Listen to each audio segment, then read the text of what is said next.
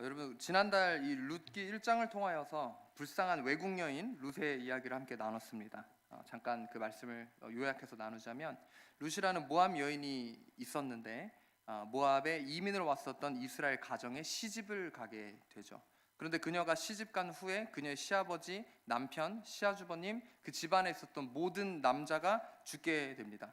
그러자 이 룻의 시어머니 나오미는 가진 재산도 잃고 남편과 아들도 다 잃게 되니까 고향인 이스라엘로 돌아오게 됩니다. 그때 며느리 중 한 사람인 오르바는 자신의 고향으로 돌아가지만 또 한 며느리였었던 오늘의 주인공 이 룻은 시어머니를 따라 이스라엘로 돌아오게 된 그런 내용을 함께 나눴습니다.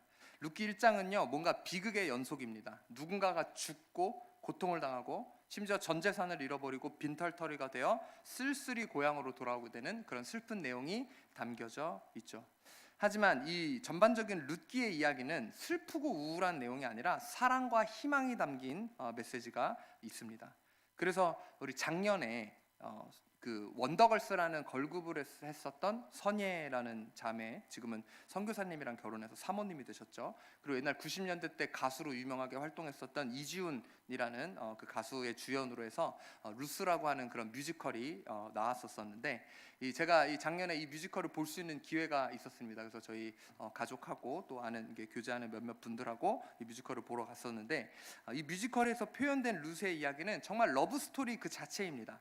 그러니까 제가 본 타임에는 사실 선예가 아니라 다른 자매님이 이 주인공 루스를 연기를 했었거든요. 근데 얼마나 예쁘고 사랑스럽게 연기를 하시는지 너무 정말 표현을 잘 하시더라고요. 그래서 이 뮤지컬을 보고 나서 그 자매가 누군지 찾아봤어요. 그랬더니 신인이시더라고요. 그러니까 뉴욕에서 뮤지컬을 공부하고 한국에 들어와서 이제 신인으로 활동을 하는데 그 뒤에는 선예가 뭐 생각도 안 나더라고요. 처음에는 선예를 못 봐서 아쉬웠는데 이제는 그 자매님이 너무 연기를 진짜 사랑스럽게 룻을 표현을 하시더라고요. 여러분 이 룻의 이야기가 정말 많은 드라마적 요소를 갖추고 있습니다. 그래서 뮤지컬로 만들어서 뮤지컬을 상영을 했지만 또 영화로 곧 만들어서 또 나온다는 그런 말이 있을 정도로 모든 드라마적 요소를 갖추고 있어요. 1장에는 아까 말씀드린 것처럼 룻의 비극적인 과거가 담겨져 있죠. 그리고 2장에는 그 비극을 듣고 열심히 살아가려는 그녀의 모습이 나오고요. 그리고 그녀의 삶에 나타나는 남자 주인공 보아스와 통하여서 사랑 이야기가 3장 이하부터는 계속해서 나오게 됩니다. 오늘 읽은 이 2장에서는 바로 이 남녀 주인공의 첫 만남을 기리고 있습니다. 자, 여기 결혼하신 분들 첫 만남을 한번 생각해 보세요. 내가 사랑하는 지금은 왼수 같을지언정 처음 만났을 때 그 사랑의 감정을 갖고 딱 만났을 때를 한번 생각을 해보세요. 저도 저희 아내를 처음 만났을 때 이 한국 사람이 얼마 없는 그 이제 미국 학교에서 식당에 딱 갔더니 누가 봐도 한국 사람인 자매가 밥을 먹고 있길래 제가 다른 마음을 갖고 간 게 아니라 한국 사람을 소개시켜달라고 말을 걸으면서 저의 친구 관계가 시작이 됐었던 그 장면이 제가 떠오르는데 누구에게나 어떤 다른 사람과의 첫 시작하는 그 첫 만남이라는 것이 굉장히 인상 깊고 좋은 기억으로 그렇게 남게 될 것입니다. 그래서 굉장히 중요한 어떤 첫 단추인 것처럼 오늘의 이 남자 주인공 보아스와 여자 주인공 룻의 첫 만남도 굉장히 중요한 그런 부분을 다루고 있다는 것이죠. 자, 오늘 이 남자 주인공 보아스에 대해서 함께 좀 보기를 원합니다. 자, 오늘 본문이었었던 1절에서 남자 주인공인 보아스에 대해 이렇게 소개하고 있습니다. 한번 읽어주십시오. 시작. 나오미의 남편 엘리멜렉의 친족으로 유력한 자가 있으니 그의 이름은 보아스더라. 자, 먼저 이 남자 주인공인 보아스는 엘리멜렉의 친족이라는 것을 밝히면서 시작하고 있습니다. 엘리멜렉은 이 룻의 시아버지인 거죠. 돌아가신 시아버지인데, 그래서 시아버지의 친족이라는 것은 자기의 죽은 남편과 친척 관계에 있었던 사람인 것을 우리가 알 수 있어요. 그리고는 그 다음에 유력한 자라고 이야기하고 있는데, 이거를 그냥 이렇게 개역개정판으로 사실 읽으면 우리가 이 룻기의 스토리를 알잖아요. 뒤에 결국 이 룻을 나오미의 집안, 이 과부가 된 여인을 책임져야 하는데, 그래서 가까운 친족 순으로 책임져야 하는 율법이 있죠. 근데 사실은 보아스보다 더 우선권이 있었던 사람이 있는데 그것을 포기하고 그 보아스가 그 권리를 얻잖아요. 근데 어쨌든 유력한 사람 중에 한 사람이었다라고 사실 읽혀지는데, 원어로 이 성경을 읽거나 혹은 우리 오후 예배 때 보는 우리말 성경으로 이 본문을 읽게 되면은 유력한 자라는 대신 다른 단어를 쓰고 있어요. 어떤 단어를 쓰냐? 부자라는 단어를 쓰고 있습니다. 그냥 부자도 아니고 유력한이라는 뜻은 큰 부자라는 어떤 뜻을 갖고 있어요. 그러니까 쉽게 말해서 재벌이라는 것이죠. 그래서 그 지역의 보아스 집안은요, 이 큰 밭을 갖고 있는 어떤 그 지역의 유지 같은 사람이었습니다. 여러분, 우리 드라마를 보게 되면 남자 주인공의 필수 조건이죠. 재벌, 어떤 기업의 어떤 막 이사, 회장 아들의 어떤 이런 모습으로 이렇게 나와서 이 가난한 여인 신데렐라 스토리로 이렇게 만나는 어떤 그런 게 드라마의 되게 뻔한 내용이긴 한데, 남자 주인공의 필수 설정 재벌 같이 어떤 돈이 많은 사람이었다라는 거예요. 그리고 이 재벌이었었던 보아스는 돈만 많았었던 것이 아니라 성격까지 완벽했습니다. 여러분, 오늘 4절 말씀을 보면 이 보아스가 베들레헴에 있다가 자기의 그 밭으로 돌아오게 됩니다. 그리고는 이 베는 자들, 그러니까 이 보리를 추수하는 사람들에게 찾아가서 이렇게 이야기해요. 여호와께서 너희와 함께 하시기를 원하노라 하니. 여러분, 한번 상상해 보십시오. 이 보아스의 밭은 굉장히 큰 밭이었을 것입니다. 거기서 일하는 사람의 숫자는 우리가 알 수 없으나 뭐 대략 제 상상에는 한 100명 정도 됐을 것 같아요. 50명에서 100명. 근데 여러분, 50명에서 100명의 직원을, 일하는 노동자들을 거느린 어떤 그런 공장에서 사장님이 와서 직원 한 명 한 명을 보면서 축복해 준다라고 한번 생각해 보세요. 좋은 말을 해주고, 요즘 삶은 어떠세요? 이게 그냥 뭐 평가회가 있어서가 아니라 항상 정말 그렇게 관심을 갖고 찾아와서 좋은 말을 건네주고 따뜻하게 대해주고 한다라고 생각해 보세요. 얼마나 이렇게 좋은 사람이라는 평판을 받았을까요? 보아스의 마음이 어떤 남들에게 잘 보이기 위해서가 아니라 그런 마음을 가진 그런 선한 사람이었다라는 거예요. 그래서 그는 이 밭에 방문해서 사람들을 격려하면서 축복해주고 있었습니다. 여러분, 이 남을 평소에 잘하는 사람이었다. 그렇기 때문에 주변 사람들이 보기에도 보아스는 굉장히 선한 사람이고 또 많은 사람들에게 존경을 받는 사람이었다라는 것이죠. 갑자기 그때가 돼서 한 게 아니라 평소에 그의 행실이 이런 행실을 갖고 있었던 사람이었다라는 거예요. 제가 한 가지 예화를 들었는데, 어떤 결혼 정년기에 있었던 남자가 여자친구를 만나서 결혼을 준비하다가 이 남자에 대해 안 좋은 소문을 그 예비 처가댁에서 듣게 된 거예요. 그랬더니 안 좋은 소문을 들었으니 우리 딸 가진 부모님들 어떠시겠어요? 당연히 반대를 하시겠죠.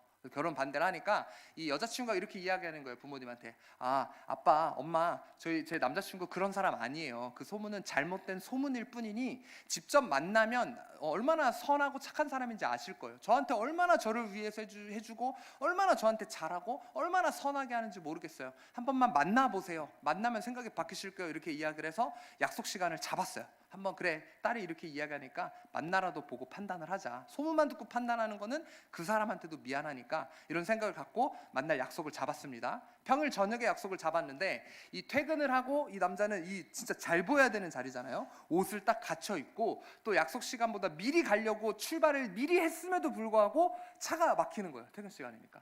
그러니까 서서히 승질이 나기 시작합니다. 이거 빨리 가야 되는데, 빨리 가서 미리 이렇게 기다리고 해야 되는데 이거 내가 늦겠는데? 이런 생각에 막 노이로제 걸린 생각에 막 운전을 더 급히 막 몰았어요. 그러고는 막 골목을 어디를 막 막히는데 골목을 제껴서 다른 길로 접어들었습니다.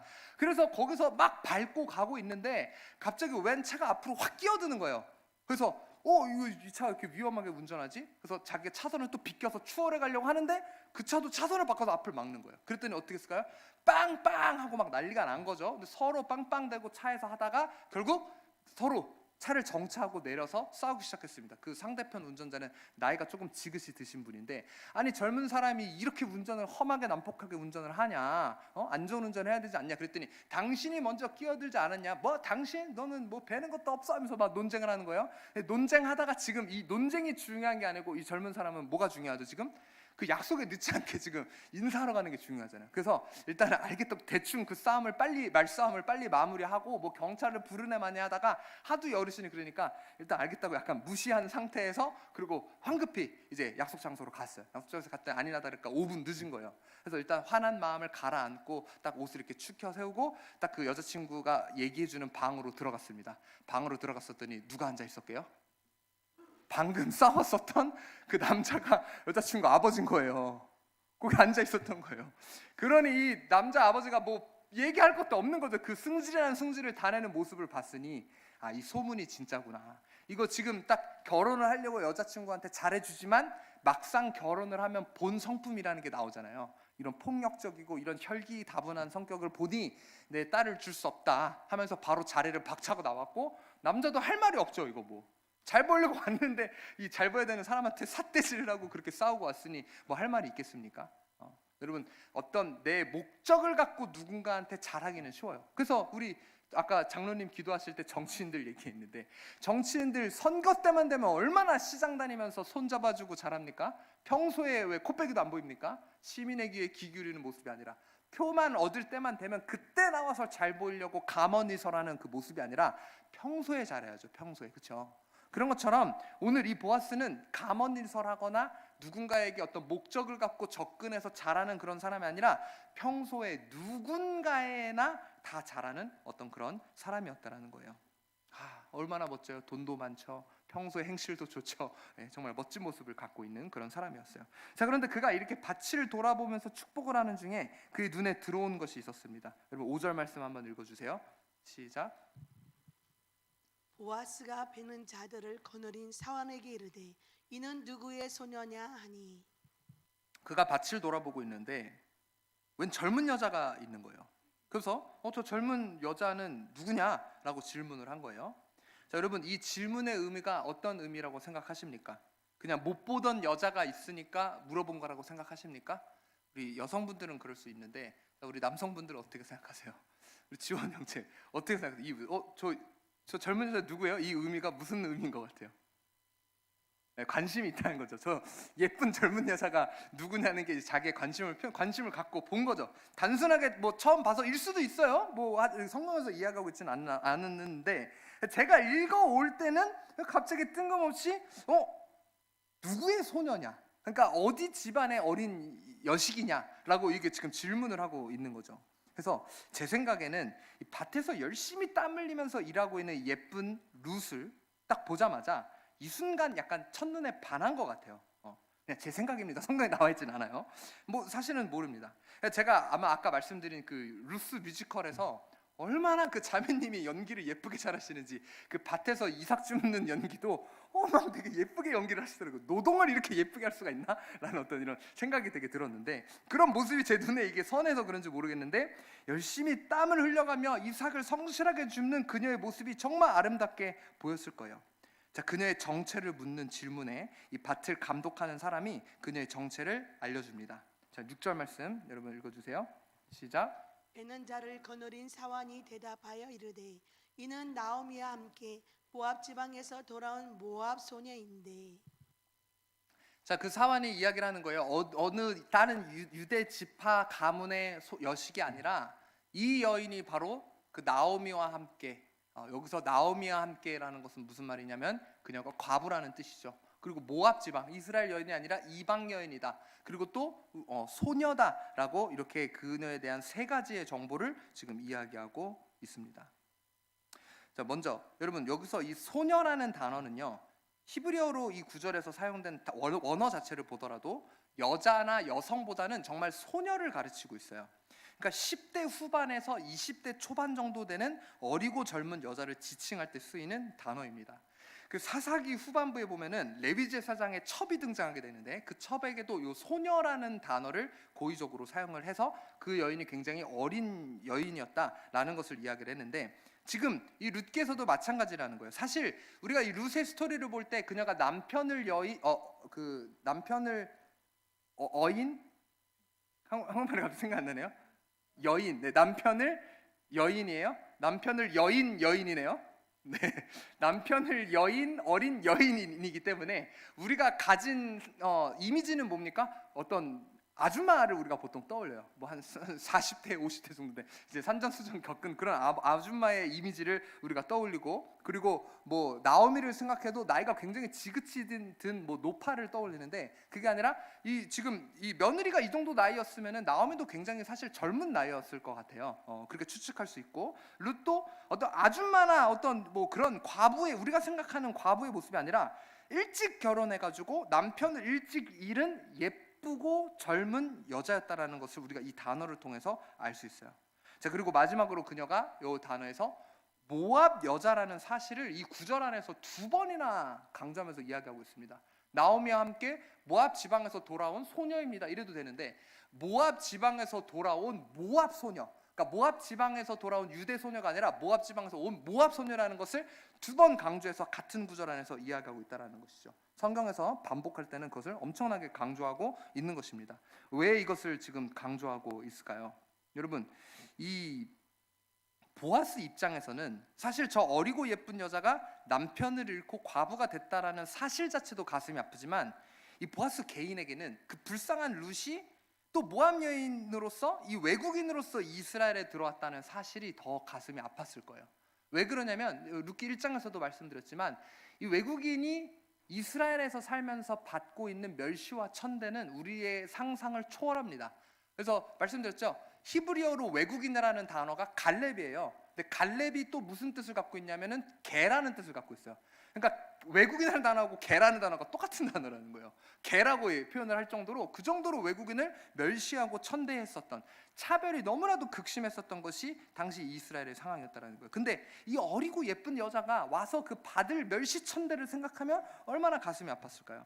그리고 더 거기에 감정이입하고 공감하게 된 계기가 있는데 그게 왜 그러냐면 보아스의 개인적인 배경 때문입니다. 여러분, 보아스의 어머니 역시 사실은 이스라엘 사람이 아니라 이방 여인이었어요. 외국 사람이었어요. 여러분, 여호수아서를 읽다 보면 이스라엘이 처음 가나안 땅을 정탐하러 정탐꾼들을 보내게 됩니다. 가레스 바네아에서 말고 그 다음에요. 자, 그때 이 가나안 땅을 정탐하러 갔었던 사람들을 도와줬었던 한 여인이 등장하는데 누굽니까? 라합이 등장하게 됩니다. 가나안 여인 라합이 등장하게 되죠. 그리고는 그 도움을 통해서 정탐을 하고 도망가는 것도 도와줘요. 그리고 실제로 여리고를 함락했을 때도 그때 도와줬었던 것에 대한 보답과 약속으로 인해서 이 여인만은 살려줍니다. 원래 하나님이 뭐라고 명령하셨죠? 모든 이방 사람들을 다 멸절하라고 사실 이야기를 했잖아요. 하지만 이 도와준 이 여인에 대한 보답으로 그녀를 살려주게 돼요. 그리고는 그 정탐하러 갔었던 사람 중에 한 사람인 살몬이라는 사람하고 사랑에 빠져서 결혼을 하게 됩니다. 그리고 아들을 낳게 됐는데 그 아들이 누구다? 오늘의 남자 주인공인 보아스입니다.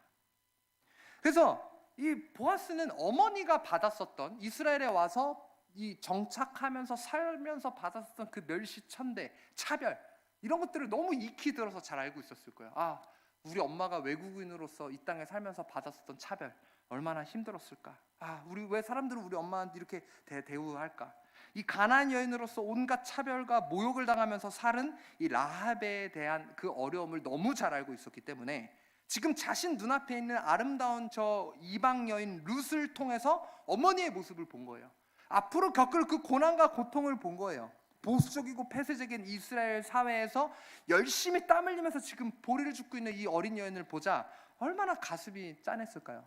여러분, 우리 남자분들 예쁜 여자만 봐도 마음이 적인데 거기다가 불쌍하기까지 얼마나 이 동정심을 유발을 할까요? 가엾고 짠했을 거예요. 그리고 그뿐 아니라 이 보아스의 밭을 관리하는 하인이 계속해서 룻에 대해서 설명하는데 이렇게 설명하고 있습니다. 자, 7절 말씀 한번 읽어주십시오. 시작. 그의 말이 나로 베는 자를 따라 단 사이에서 이삭을 죽게 하소서 하였고 아침부터 와서는 잠시 집에서 쉰 외에 지금까지 계속하는 중이니이다. 일단 이스라엘에는 나그네나 가난한 사람들을 위해서 추수를 하다가 이제 좀 아무래도 이삭이 떨어질 수밖에 없잖아요. 근데 그거를 이렇게 다시 담으라고 하지 않고 일부러 남겨두게 해요. 그래서 이 가진 것 없는 사람들이, 먹을 것 없는 사람들이 그 밭에 와서 남겨진 떨어진 그 이삭을 주워가게 하는 율법이 등장하게 됩니다. 자, 그래서 이 그녀는 이 밭에 들어가서 떨어진 이삭을 줍게 해달라고 요청하고 이삭을 줍고 있었던 거예요. 근데 그냥 뭐 대충 뭐 오늘 먹을 거 오늘 내가 줍는 게 아니라 애초에 룻이 나중에 뒤에 등장하게 되는데 시어머니를 향한 어떤 이 지극정성의 마음이 있었어요. 내가 더 지금 나중에 어느 밭에 가서 또 주실 줄 알아요. 보리가 있을지 없을지 어떻게 알아요? 또 이 밭이 계속 오라고 할지 모를지 룻이 지금 어떻게 알아요? 처음 왔는데. 그러니까 한꺼번에 자기가 가져갈 수 있는 많은 양을 최대한 가져가려고 한 거예요. 그러다 보니까 어떻게 해요? 아침부터 와서는 잠시 집에 가서 쉬고 와서는 지금까지 계속 하는 중이라고 이야기하고 있어요. 우리 왜 일을 하다 보면 약간 좀 농땡이 피는 사람들 있잖아요. 금방 일하고 있었는데 어디로 사라졌어. 한참 있다가 그러고는 야, 너 어디 갔다 왔어? 아, 잠깐 뭐 물 마시고 왔어요. 야, 넌 물을 1시간을 마시냐? 그러고 또 와서 일하고 있는데 또 사라졌어. 전화해도 안 받아. 그러고 있다가 한 30분 뒤에 와서 화장실 갔다 왔어요. 이런 사람들이랑 일하면 굉장히 답답하죠. 근데 그게 아니라 이 룻은 진짜 잠깐만 쉬고 아침부터 저녁까지 열심히 땀을 흘리면서 일을 하고 있었다라는 거예요. 여러분, 이 밭 관리인이 보기에도 나이도 어린 10대 후반에서 20대 초반밖에 안 되는 이 젊은 어린 여자가 정말 이렇게 땀 흘리면서 쉬지도 않고 열심히 이 보리 이삭을 줍고 있는 모습을 보고 굉장히 이 사람도 짠했을 거예요. 그래서 이 모습을 보아스에게도 말하게 됩니다. 여러분, 이 밭 관리인이 보기에도 이 열심히 일하는, 최선을 다하는 이 룻의 모습이 굉장히 치근하기도 하고 한편으로는 아름답기도 하고 또 좋은 모습으로 봤었던 것 같아요. 보아스의 입장에서도 마찬가지입니다. 룻이 예뻐서 눈에 들어왔는지 아니면 나이도 어린 소녀가 열심히 일하는 모습이 짠했는지는 모르겠습니다만, 보아스에게도 그렇고 밭 관리인에게도 그렇고 여러 사람에게 이 룻은 눈에 띄는 여인이었다라는 겁니다. 그 이유는 바로 그녀의 성실함 때문이에요. 여러분, 이 그녀의 성실함을 보고 보아스가 많은 은혜와 축복을 베풀어 주는데, 자, 보아스가 이렇게 이야기합니다. 8절 9절 말씀 여러분 한번 읽어 주십시오. 시작. 보아스가 룻에게 이르되 내 딸아 들으라. 이삭을 주우러 다른 밭으로 가지 말며 여기서 떠나지 말고 나의 소녀들과 함께 있으라. 그들이 베는 밭을 보고 그들을 따르라. 내가 그 소년들에게 명령하여 너를 건드리지 말라 하였느니라. 목이 마르거든 그릇에 가서 소년들이 길어온 것을 마실지니라 하는지라. 자, 여기서 왜 목마르면 가서 물을 마시라고 했을까요? 물도 안 마시고 때학때 얼마나 열심히 일했으면은 가서 물 편하게 마시라고 이야기를 했을까요? 보아스가 이런 은혜를 베풀어 줍니다. 어떤 은혜냐? 그가 가진 밭은 굉장히 컸습니다. 그리고 나중에 등장하지만 고의적으로 이삭을 떨어뜨려서 이 여인이 주워가게 하는 그런 마음도 베풀어요. 그러니까 그런 마음을 작정하고 다른 밭에 가지 말고 여기 와서 항상 이삭을 주스라고 그렇게 이야기하고 있어요. 그리고 이삭 주실 때도 눈치 볼 거 없이, 너가 많이 가져가도 눈치 볼 거 없어. 내가 이미 다 얘기했어. 땅 주인이 얘기해놨는데 눈치 볼 게 뭐 있습니까? 다른 직원이 뭐라 할 게 있어요? 전혀 없죠. 그러니 내가 보증할 테니 눈치 보지 말고 와서 편하게 이 이삭을 주스라고 그런 은혜를 베풀어 줍니다. 자, 그러자 그 호의를 받은 룻이 10절에 보게 되면 이렇게 이야기합니다. 룻이 엎드려 얼굴을 땅에 대고 절하며 그에게 이르되 나는 이방 여인이거늘 당신이 어찌하여 내게 은혜를 베푸시며 나를 돌보시니까. 자, 룻도 알고 있었던 거예요. 이방인이 받을 차별과 멸시에 대해 너무나도 잘 알고 이해했었다라는 것이죠. 근데 지금 처음 보는 이 남자, 이 밭의 주인이 자기한테 이렇게 좋게 대해주니까 질문하는 거예요. 왜 저에게 이렇게 하찮고 과부고 아무것도 가진 게 없는 저에게 왜 이런 친절을 베풀어 주시고 잘 대해주십니까? 이 질문에 보아스는 이렇게 대답합니다. 11절 12절 말씀 여러분들 읽어주십시오. 시작. 보아스가 그에게 대답하여 이르되 내 남편이 죽은 후로 내가 시어머니에게 행한 모든 것과 내 부모와 고국을 떠나 전에 알지 못하던 백성에게로 온 일이 내게 분명히 알려졌느니라. 여호와께서 내가 행한 일에 보답하시기를 원하며 이스라엘의 하나님 여호와께서 그의 날개 아래에 보호를 받으러 온 내게 온전한 상 주시기를 원하노라 하는지라. 자, 여기 보아스가 이렇게 이야기하는 거죠. 너 남편도 죽어서 어린 나이에 자유롭고 고향으로 돌아가서 너의 삶을 살 수 있었지만 네가 시어머니를 모시고 이 아무 연고도 없는 외국 땅에 와서 게다가 외국인으로서 살기에 너무나 폐쇄적이고 보수적인 이스라엘에서 살고 있는 너의 이야기를 내가 들었다 라면서 그 스토리를 이야기하고 있는 거예요. 그러면서 12절에 그가 이렇게 이야기하죠. 그런데 여호와께서 내가 행한 일에 보답하시기를 원한다. 누가 행한 일입니까? 룻이 행한 일에 대해서 보답하시기를 원한다. 룻의 행실에 대해 갚아주실 것이다 라고 이야기하고 있는 거예요. 한마디로 지금 아무 보잘것없는 여인에게 베푸는 이 은혜는 보아스가 베푸는 게 아니라 누가 베푸는 거다?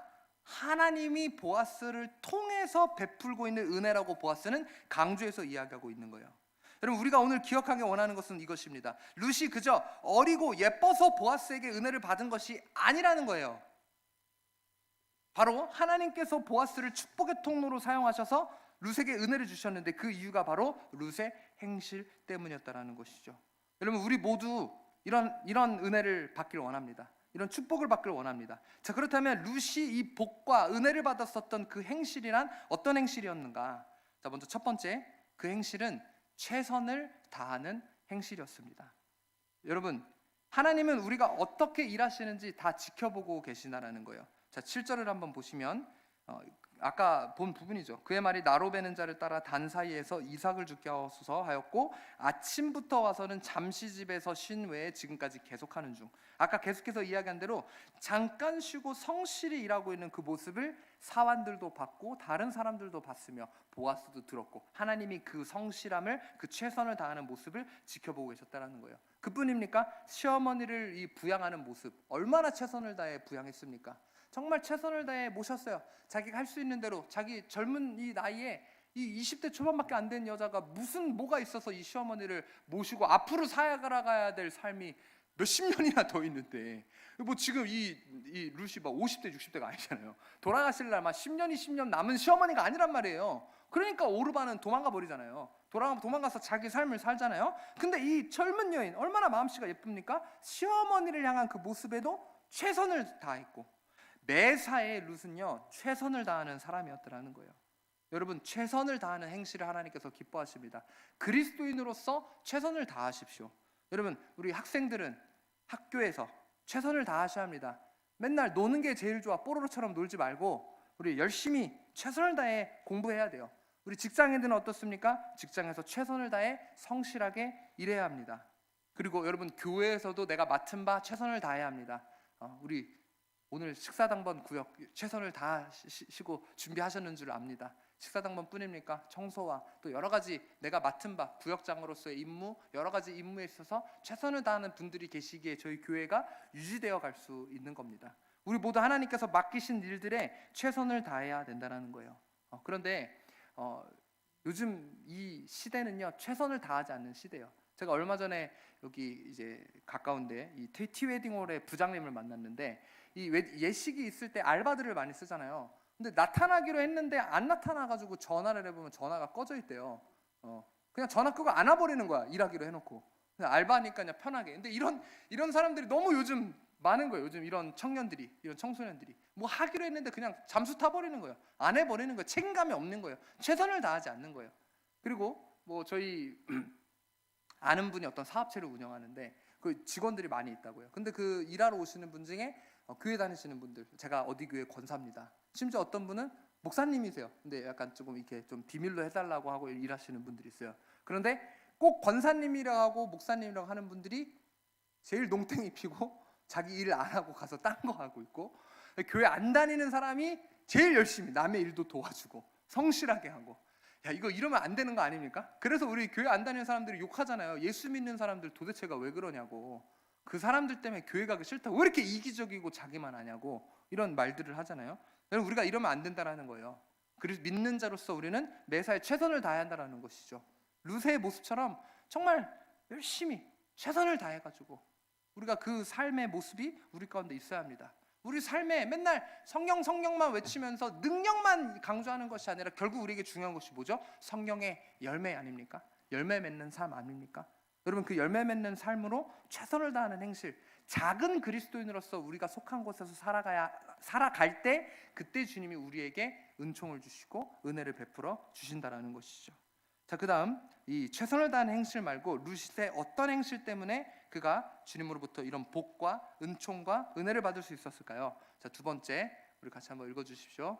시작. 하나님을 신뢰하고 믿는 행실. 하나님을 신뢰하고 믿는 행실이 있었기에 그는 하나님으로부터 복과 은총을 받을 수 있었습니다. 여러분, 주님의 공급함을, 그분의 도우심을 신뢰하고 믿으십시오. 룻은 그런 신뢰가 있었다라는 거예요. 애초에 룻이 왜 이스라엘로 왔습니까? 우리 1장에서 지난달에 말씀을 나눴지만 오르반은 내던지고 그냥 자기 삶 살아 갔잖아요. 근데 룻이 시어머니를 따라가겠다라고 이야기하면서 한 고백이 뭡니까? 어머니의 하나님이 나의 하나님이 되고 라는 것이 핵심 고백이라고 이야기했어요.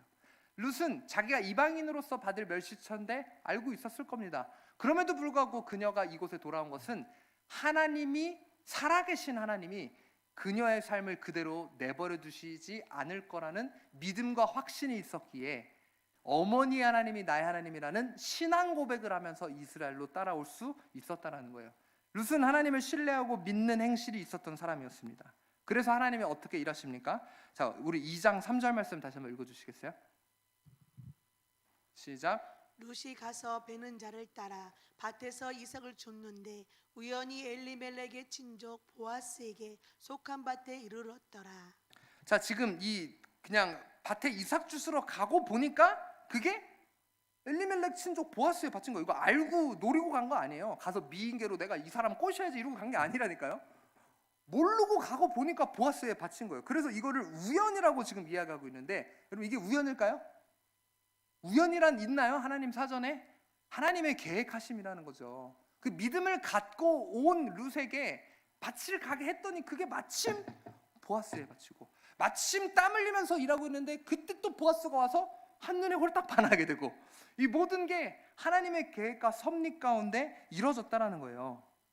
그리고 하나님이 이 모든 것들을 갚아주시는데, 보아스가 룻을 향해 축복할 때 12절 보면 이렇게 이야기하고 있습니다. 자, 12절 말씀도 다시 한번 읽어주십시오. 시작. 여호와께서 내게 행한 일에 보답하시기를 원하며 이스라엘의 하나님 여호와께서 그의 날개 아래에 보호를 받으러 온 내게 온전한 상 주시기를 원하노라 하는지라. 그녀가 행한 일, 성실하게 행하고 하나님을 신뢰하고 믿는 그 행한 일에 보답하시기를 원하는데 축복을 해주는 거죠. 이스라엘 하나님 여호와께서 그의 날개 아래에 보호를 받으러 온 내게, 맞죠? 왜 룻이 왔습니까? 하나님을 향한 신뢰함으로 이스라엘에 왔다라고 이야기하잖아요.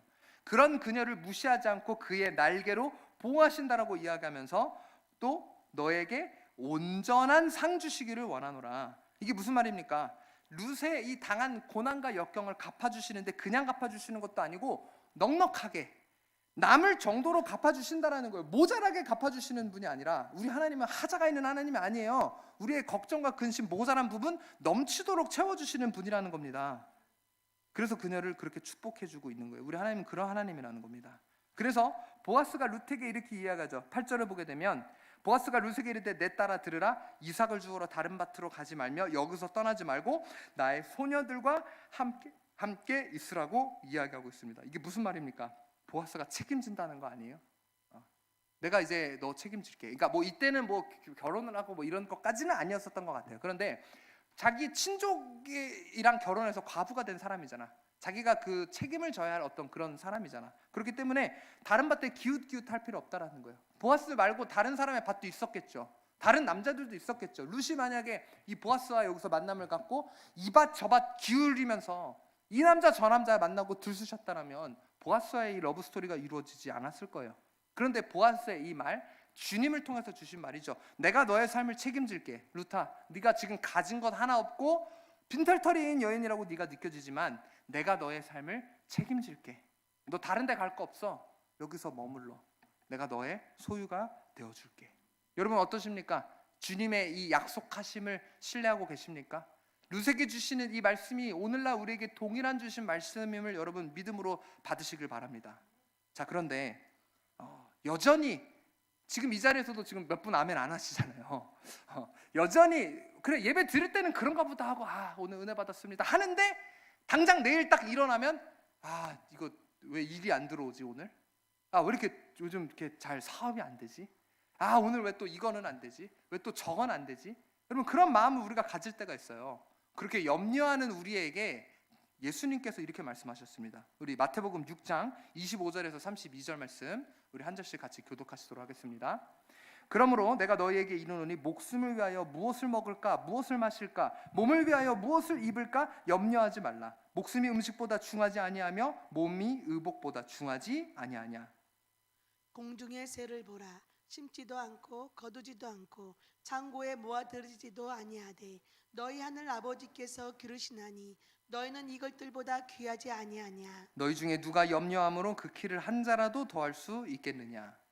또 너희가 어찌 의복을 위하여 염려하느냐. 들의 백합화가 어떻게 자라는가 생각하여 보라. 수고도 아니하고 길쌈도 아니하느니라. 그러나 내가 너희에게 말하노니 솔로몬의 모든 영광으로도 입은 것이 이 꽃 하나만 같지 못하였느니라. 오늘 있다가 내일 아궁이에 던져지는 들풀도 하나님이 이렇게 입히시거든 하물며 너희일까 보냐. 믿음이 작은 자들아. 그러므로 염려하여 이르기를 무엇을 먹을까 무엇을 마실까 무엇을 입을까 하지 말라. 이는 다 함께 읽습니다. 이는 다 이방인들이 구하는 것이라. 너희 하늘 아버지께서 이 모든 것이 너희에게 있어야 할 줄을 아시느니라. 아멘.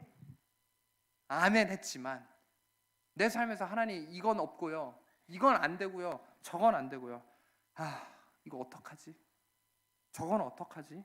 이 사람은 왜 나한테 이렇게 하지? 이 상황은 어떻게 하지? 도대체 이게 해결이 되는 거야? 여러분, 이런 우리의 모든 걱정, 상처, 아픔, 주님이 다 아심을 여러분 믿으십니까? 우리 주님은 그런 아픔과 상처, 어려운 상황 가운데 우리를 내버려 두지 않으실 분이라는 믿음이 여러분 가운데 있습니까? 아멘을 안 하는 우리에게 주님이 이렇게 말씀하시는 거예요. 들풀도 먹이는데 하물며 너희일까 보냐. 믿음이 작은 자들아. 믿음 없으면 우리가 주님 앞에 회개하며 나아가길 원합니다. 설교 들을 때는 그런 것 같죠. 근데 진짜 정작 내 삶에서 여러분 룻과 같은 이런 믿음이 있나요? 하나님을 향한 신뢰 있나요? 그러니까 내 가진 것 다 내려놓더라도 하나님이 내 삶을 책임지신다라는 그 믿음의 고백이 정말 우리의 삶 가운데 있습니까? 그리고 그 주님이 우리를 절대 결단코 그런 지옥과 같은 상황 가운데, 칠과 같은 어둠 가운데 내버려 두실 하나님이 아니라는 것, 여러분 오늘 주님이 우리에게 동일하게 이 말씀을 주십니다. 오늘 이 룻기 2장은요 멋진 남자와 아름다운 여인이 만나는 사랑의 이야기입니다. 그런데 이 상아리만큼 이 여자 주인공이 룻이 하자 있는 사람임을 강조하면서 말해요. 그녀가 소녀이지만 과부임을 이야기하고 있고요. 그리고 아까 그 한 구절 안에서 두 번씩이나 모압 지방, 모압 여인, 또 다른 데서도 한 번 얘기하면 됐지 자꾸 모압 여인을 왜 자꾸 얘기하는 거야? 하자 있다라는 걸 이야기를 하고 있는 것이죠.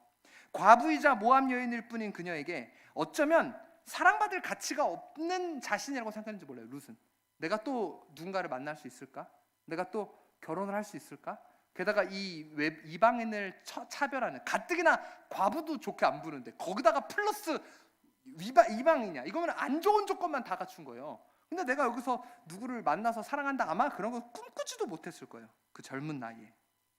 그런데 그녀의 어떠함이 아니라 있는 모습 그대로의 하자 있는 그 모습까지도 온전히 사랑해주는 보아스의 모습.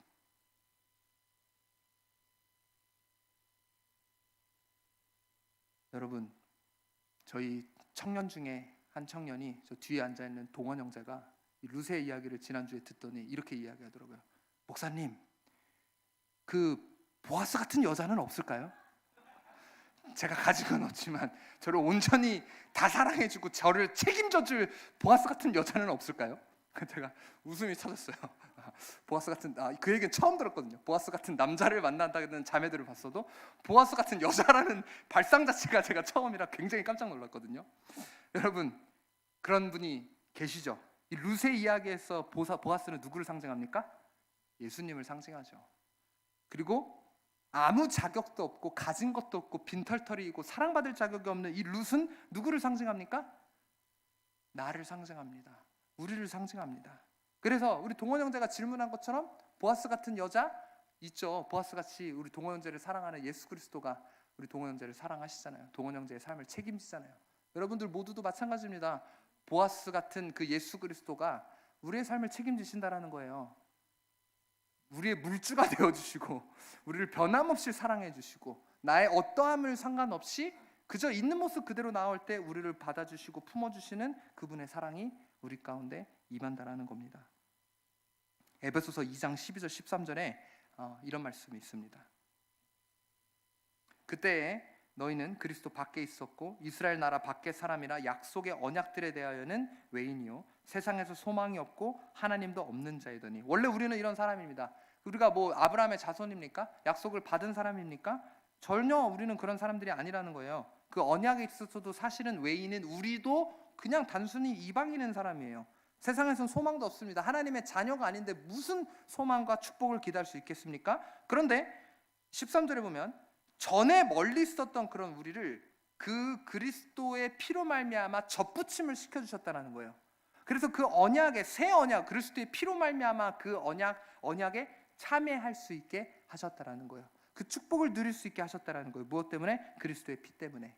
그 십자가의 사랑으로 말미암아 우리도 그 사랑을 누릴 수 있게 하셨다라는 겁니다. 그분의 사랑과 은혜와 축복을 받을 자격조차 없는 우리를 다시 그분의 은혜와 사랑으로 초청하십니다. 여러분, 그리고 이런 축복의 약속들을 우리에게 주십니다. 우리의 어떠함이 아니에요. 내가 잘나서도 아니에요. 내가 탁월해서도 아니에요. 그냥 그분의 사랑이 그런 거예요. 우린 그저 믿음으로 그 부르심에 응답하기만 하면 될 뿐입니다. 여러분, 최선을 다하십시오. 루세 행실처럼 최선을 다하십시오. 그리고 하나님을 신뢰하십시오. 하나님이 여러분의 삶을 책임지십니다.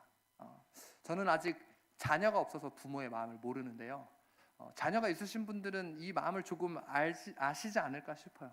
내 자녀의 어떠함에 상관없이 자녀의 삶을 어떻게라도 더 잘해주고 싶어서, 어떻게라도 더 책임지고 싶어서 내가 못 먹더라도 내 자녀에게 베푸는 그 사랑, 자녀를 낳지 않으면 아마 100% 이해하기는 어려울 것 같아요. 저도 아직 자녀가 없기 때문에 그 부모의 마음을 100% 이해할 수는 없지만, 이제 저희 자녀들을 향한 아버지의 모습과 또 어머니의 그런 모습을 보면 저는 이해할 수 없지만 그 사랑이 얼마나 크고 자녀들을 향한 그 마음이 얼마나 큰지 깨달을 수 있습니다. 여러분, 그런데 그 마음이 우리 하나님의 마음이라는 거예요. 우리의 어떠함에 상관없이 그냥 그저 우리가 사랑받을 존재이기 때문에, 자녀이기 때문에, 그래서 그 어떠함에 상관없이 변함없이 우리의 뒤에서 묵묵히 우리를 붙들어주고 우리의 삶을 책임져 주려 하고 도우려고 하고 서포트해 주려고 하는 것이 우리 하나님의 모습이라는 겁니다. 여러분, 그래서 삶에 갖고 있는 그 모든 걱정과 근심 주님 앞에 여러분 다 맡기십시오. 다 내려놓으십시오. 그리고 주님을 신뢰하는 마음으로 나아오십시오. 그분이 우리의 삶을 책임지십니다. 그분께 우리의 모든 걱정 이 시간 내어드리지 않겠습니까?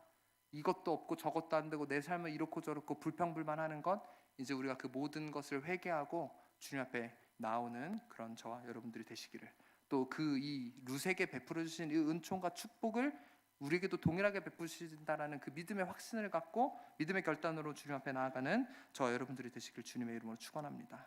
같이 함께 기도하시겠습니다.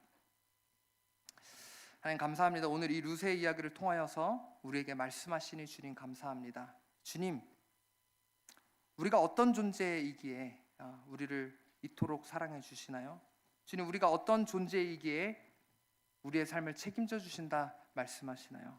하나님, 이제 연약함과 하자투성이인 우리의 그 삶 가운데 이제 주님만 바라보며 나아가기로 결단합니다.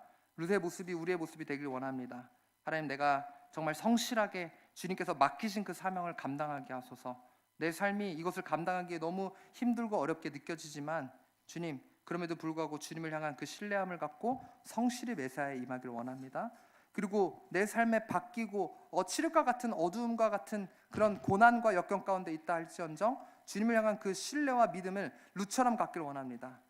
어머니 하나님이 나의 하나님이라고 고백했던 그 루처럼 나의 하나님이 절대 나를 이 고난과 역경 가운데 이 어둠 가운데 내버려 두지 않으려 하실 거라는 그 믿음과 확신을 우리에게도 부어주시옵소서. 하나님, 이 예배를 드리고 문 밖에 나가 또 이 사실을 까먹는 것이 아니라 공중에 나는 새들도 들풀에 푼 풀조차도 책임지신다라는 그 주님의 말씀 따라 우리의 믿음의 연약함이 아니라 이제는 그 주님을 향한 신뢰함을 갖고 나아와서 하나님께서 베푸시는 그 은혜와 은총과 축복을 누릴 수 있는 그런 우리 모두가 되게 하여 주시옵소서. 또 그런 축복을 누릴 수 있는 우리 동산교회 되게 하여 주시옵소서. 이 모든 말씀 예수 그리스도의 이름으로 기도드렸습니다. 아멘. 찬송가